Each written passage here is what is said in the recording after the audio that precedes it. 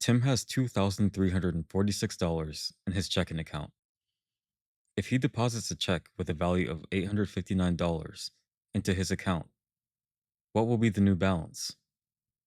Whenever you make a deposit, the account value increases, meaning you are dealing with addition. And whenever you make a withdrawal, the value decreases, meaning you are dealing with subtraction. Therefore, for this problem, we need to add 2,346 and $859. Let's add column by column, starting from the right. 6 plus 9 is 15. Write the 5 and carry over the 1. 1 plus 4 is 5. Plus 5 is 10. Write the 0 and carry over the 1. 1 plus 3 is 4. And 4 plus 8 is 12. Write the 2 and carry over the 1. 1 plus 2 is 3.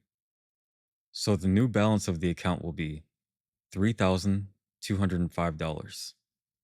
Therefore, answer choice D is the correct answer.